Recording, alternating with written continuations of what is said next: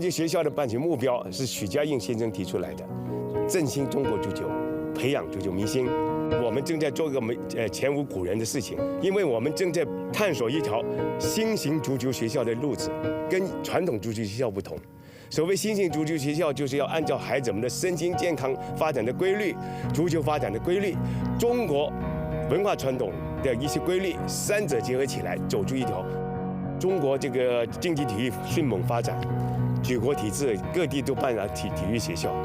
但是原来对体育需要文化这个问题认识不够深刻，因此很多搞了体育的孩子，这个文化学习不好。我们这里一改常态，把文化学习放在很重要的位置上，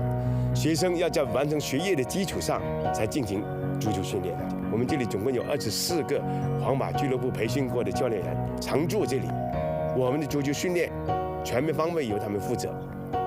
所以他们传授的是先进的西班牙的足球理念和先进的方法，所以我们的合作方式是这样。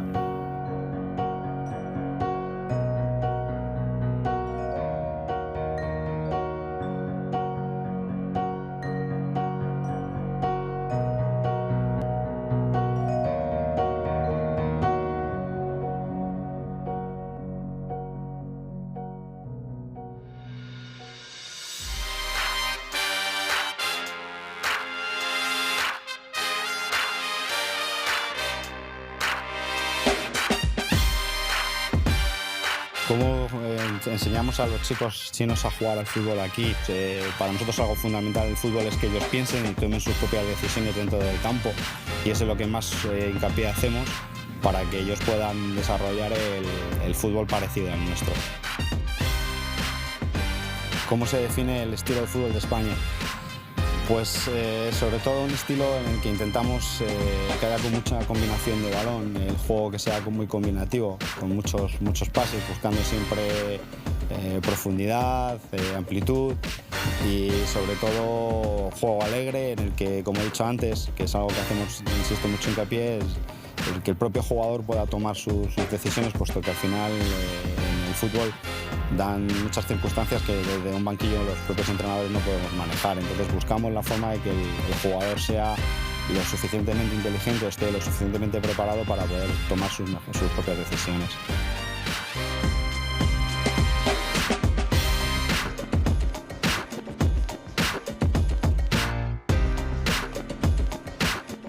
《西班牙足球教练能够到中国来，能够到恒大足校来，对我们来说是有相当大的帮助。他们给我们传授的理念是，作为一个教练员，教队员去如何去踢球并不是最重要的，最重要的是第一是要发现队员，第二个是要启发队员。不是所有的东西都要灌输给他，是让他自己去启发他，让他自己去明白这个知识。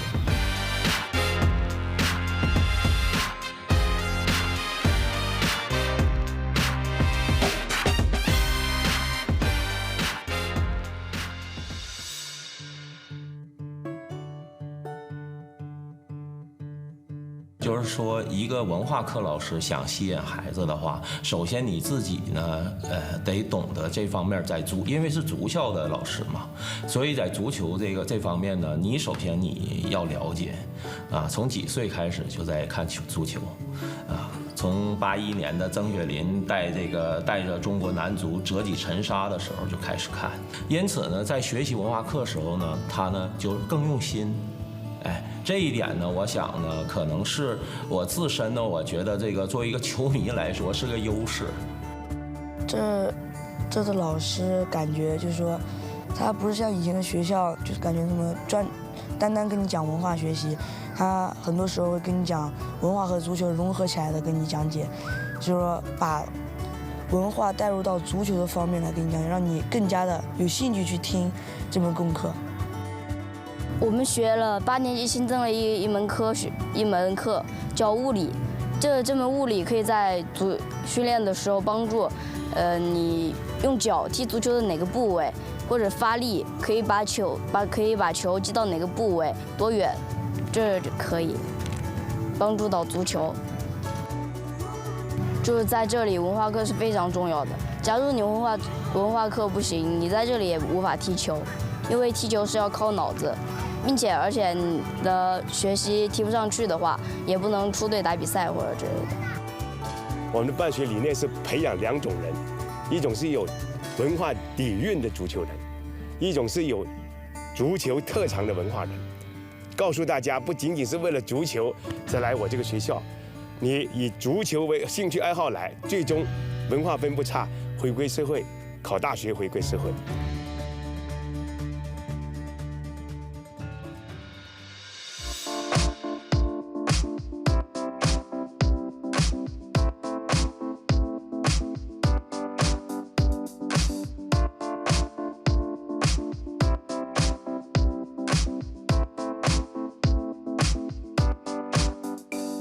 Se puede, porque esta escuela, nosotros cuando vinimos y la vimos, lo primero que pensamos es que en España era impensable tener una escuela de este tipo. Yo creo que además para el desarrollo del fútbol en China es importante empezar desde la base, empezar de los niños pequeños. Ellos van a ser el futuro del país a nivel futbolístico y para desarrollarlo mejor está claro que lo mejor es tener las instalaciones, los mejores campos, los mejores sitios para ellos poder vivir, para poder estudiar. 而且足球是中国发明的，足球作为一个足球发明国、发祥国，沦落为足球落后国，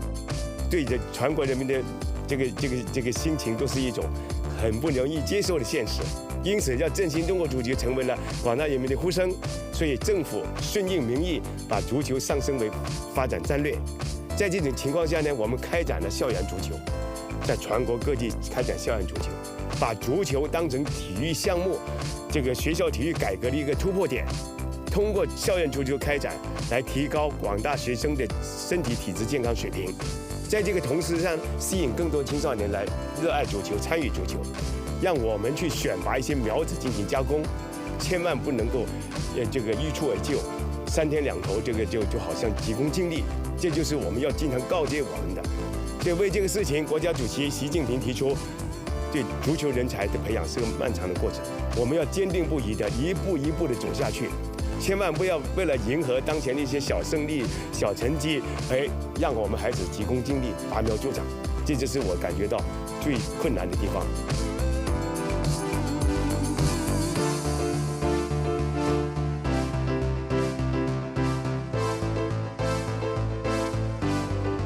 我觉得中国10年后足球应该会重新崛起，因为现在中国对足球已经开始重视起来了，所以我们中国重视起来的项目